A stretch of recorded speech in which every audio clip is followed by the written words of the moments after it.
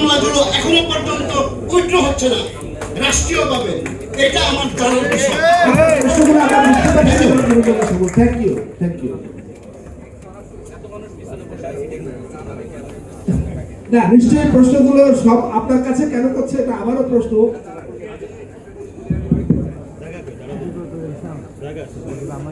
আমি একটা ক্লিয়ারলি বলতে চাই, কোন এই হাসান মাহমুদ ওবায়দুল কাদের মতো বদমাইশটা কেন গ্রেফতার হয়নি, এই প্রশ্ন কাকে করতে হয় আপনারা জানেন না?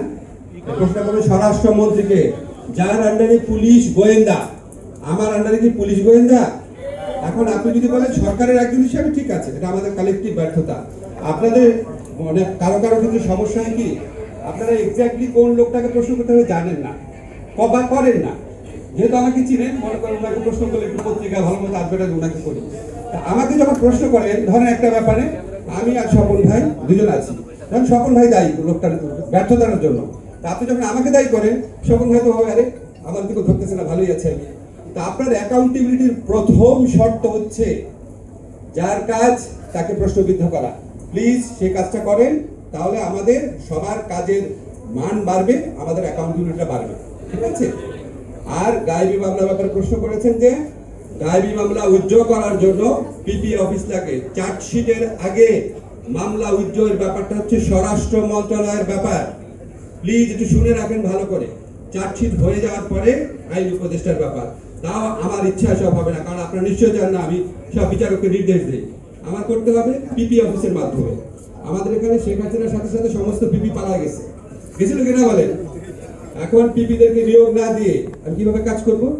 পিপিদেরকে নিয়োগ দেওয়া হয়েছে 4,500 পিপিকে, 4,500 পিপিকে নিয়োগ দেওয়া হয়েছে 1 লক্ষের মতো অ্যাপ্লিকেশনের উপর কাজ করে। আমার মন্ত্রণালয়ের লোকেরা রাত 9টা-10টা পর্যন্ত কাজ করেছে।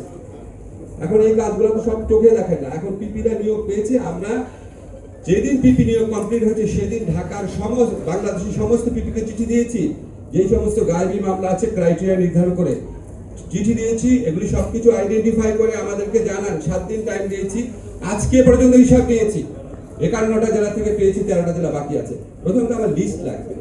তো আমাদের হয় কি, আমাদের একটা কমিউনিকেশন গ্যাপ রয়ে যায়। আর আপনাদের কাছে সবার কাছে আমার বিনীত অনুরোধ, ঠিক আছে?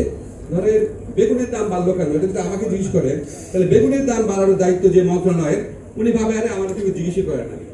আমার কাজে আমাকে জিজ্ঞেস করে শেষ করে ফেলেন, অসুবিধা নাই। বাট প্লিজ প্রথমে জানার চেষ্টা করে এটা আইন মন্ত্রণালয়ের দায়িত্ব কি, তারপর আমাকে যা ইচ্ছা প্রশ্ন করেন, কোনো অসুবিধা নেই।